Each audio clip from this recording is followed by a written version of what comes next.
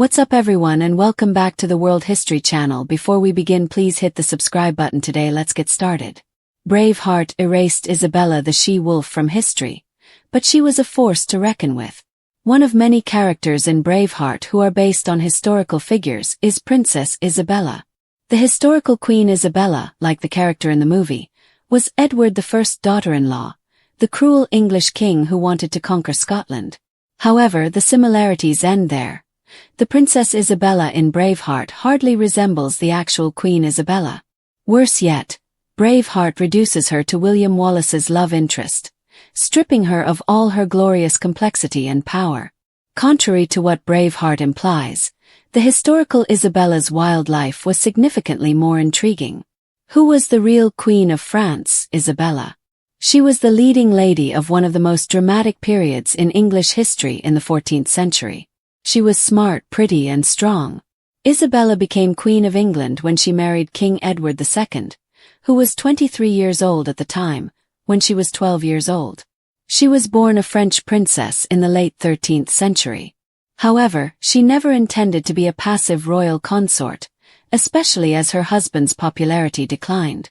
When she orchestrated a daring rebellion against Edward, she quickly came to be referred to as the she-wolf. All of the elements of a Hollywood epic are present in the story of the rebel Queen Isabella of France. The most inexcusable flaw in Braveheart is the omission of Queen Isabella's romantic, murderous, and rebellious tale. Her lover helped her overthrow her husband. Isabella had multiple relationships with Roger Mortimer, a powerful Welsh lord. Both of them detested the Despencer family's influence over Isabella's husband, Edward II. Indeed, Edward's unpopularity grew with the Despencers' influence. Therefore, in order to successfully depose Edward II at the end of 1326, the Queen and the Lord joined forces and were united in their desire to put an end to the despised Despencers. For the following few years, Isabella ruled as regent on behalf of her son, Edward III, with Mortimer by her side. However, it would appear that their relationship went beyond a political alliance. Even though Isabella never publicly acknowledged their romantic relationship, Mortimer and Isabella were most certainly lovers as well. Edward III actually showed respect for Mortimer by hanging him instead of giving him the full, gruesome traitor's death when he exercised his own royal authority and removed him from power. The rumors that Isabella strung a hot poker up her husband's but have been greatly exaggerated. Queen Isabella and Roger Mortimer imprisoned Edward in a number of castles until his death in September 1327, after forcing her husband to abdicate at the beginning of the year 1327. No one really knows how King Edward II died, let alone whether or not he actually passed away in 1327. According to one legend, Edward was allegedly assassinated by having a fiery poker pushed up his rear to burn his internal organs on orders from Isabella and Roger Mortimer. This allegedly mirrored claims that he had gay relationships. This is frequently dismissed by historians as merely an urban legend, and there are numerous other rumors. There is still no agreement regarding Edward II's fate or even whether Isabella played a role. She successfully led an invasion of England. Isabella's frustration with her husband's behavior and dependence on Hugh Despencer, his favorite, was growing in the 1320s. The issue was that he was not only alienating her, but also numerous nobles and commoners who detested Hugh Despencer's family and influence. Therefore, Queen Isabella took matters into her own hands with Roger Mortimer's assistance. Isabella and Roger launched an invasion of England from France in September 1326. They attracted a large number of supporters who joined them in their effort to end Edward II's reign, making it abundantly clear that theirs was the popular cause as they traveled throughout England. Edward was ousted before the year's end. Her son had to keep her under house arrest because she was so strong. Isabella ruled as regent for 4 years on behalf of her son, Edward III, after deposing her husband. Her son was an ambitious 17-year-old who was eager to take full control of his kingdom by 1330. He made the decision to carry out his own coup against Roger Mortimer and his mother. He got rid of Mortimer quickly, but he had to keep Isabella under house arrest at Windsor Castle for 2 years. The two even spent Christmas together less than a month after Roger Mortimer's execution, indicating that the mother and son quickly made up. Until her death in 1358, Isabella remained a colorful and well-liked member of Edward's family and kingdom. She absolutely did not have a love child or an affair with William Wallace. The most outrageous and laughable lie in Braveheart is that Queen Isabella had an affair with William Wallace and gave birth to him. This is just one of many historical fabrications. She did not arrive on the island of Great Britain until 1308, 3 long years after Wallace received the death of a sickly traitor, so the two historical figures never met. Additionally, she was 12 when he passed away. The film erroneously retells Queen Isabella's story and reduces her to William Wallace's love interest, a neglected wife who blossoms under the romantic attention of a rugged Scottish warrior. Queen Isabella was a woman of tremendous courage, complexity, and charisma. In addition, the movie suggests that Queen Isabella and William Wallace's love child was King Edward III. This is simply not possible because Wallace was long dead when Isabella conceived the future king in the late winter of 1312.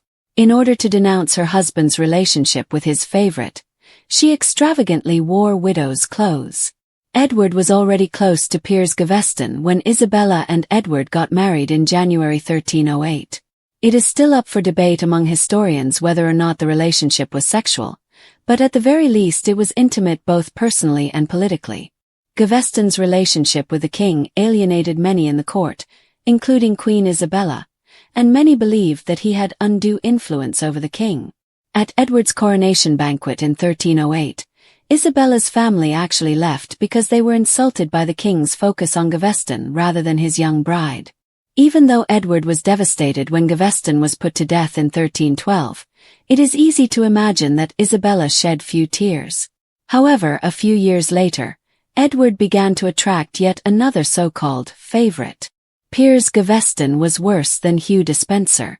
Despenser had grown to such power that he alienated Queen Isabella to the point where she blamed him for breaking up her marriage, even going so far as to wear widow's clothes, publicly portrayed her as a woman in mourning for the loss of her husband and the death of her marriage, according to historian Catherine Warner. Her marriage wasn't always as bad as Braveheart portrays it to be. At the tender age of 12, Isabella, a French princess, married King Edward II in 1308. It is true that the marriage was not always happy, and by the 1320s, it had completely failed. Edward's relationships with male favorites, and probable lovers, certainly didn't help their marriage and contributed to a rupture between the couple. In fact, this information is used by Braveheart to portray Edward II as a weak leader who has no interest in his wife. The actual relationship between them was more nuanced. During at least a portion of their marriage, the two appeared to have genuine, affectionate feelings for one another. If Braveheart had been a different movie, Isabella and Edward's marriage might have been shown for what it really was. A loving one at first that got more complicated and tense over time. They may even have had a real sex life according to some theories. After all, during their marriage they had 4 children. When her husband's favorite people gained power and threatened her position, she didn't give in. Edward II's reign was marked by his confidant's ability to easily manipulate him. Despenser, a young nobleman who had the king's full attention, was the most formidable of them all. Worse yet, Despenser was actively attempting to exclude Isabella from the situation. He restricted Isabella's access to her husband and insulted her by arranging for her estates to be confiscated and her servants to be fired. Worst of all, he had the 4 royal children taken out of Isabella's care and put in his, further separating her from her family. Despenser may have been trying to obtain an annulment for Edward, getting Isabella out of the picture completely. These actions resembled acts of war to Isabella. In a few more years, she would exact her vengeance by overthrowing the regime of her husband and executing Hugh Despenser as a heinous traitor. She ruled England in all but name for a few years. After ousting her husband, Isabella's son became king in 1327. But Edward III was only 14, and his young age made it impossible for him to govern alone. Roger Mortimer, Isabella's lover, was with her when she was made regent. Despite Isabella's apparent seriousness about her position as regent, she was not a popular ruler. In 1330, Edward III saw an opportunity and overthrew his mother and her lover. With Scotland she made peace rather than war. One thing Braveheart was right about Isabella was that she didn't share her father-in-law's obsession with subduing Scotland. After all, Edward I was more than just known as the Hammer of the Scots. Her approach, on the other hand, was much more polite. Though her brief reign as regent was not as successful as she would have hoped, one key piece of diplomacy stands out. Even though it was only temporary, peace with Scotland was achieved through the Northampton Treaty. She was an intelligent reader. In France, Isabella was praised for her unparalleled beauty, but her intelligence was just as important. Isabella was admired for her enthusiasm for learning and literature. An illustrated manuscript book was, after all, Edward II's wedding present to her. However, she wasn't just interested in religious texts. Additionally, she adored courtly romances like King Arthur's tales. She didn't have a fraught relationship with her father-in-law because she never met him. The cruel Edward I, a king who is obsessed with the idea of claiming Scotland as his own, is the main antagonist in Braveheart. Additionally, he has an odd fascination with Isabella. He even gets the idea for the horrible prima nocta, which is a myth that never actually happened, and says that English lords could rape Scottish brides on their wedding night while they were looking at their new daughter-in-law. Isabella despises him in the film. Since she never met Edward I, Isabella probably didn't care much about him in history. In July 1307, Edward I passed away, and Isabella married his son in France 6 months later. She never even set foot in England until February 1308, long after Edward I had been dead and entombed.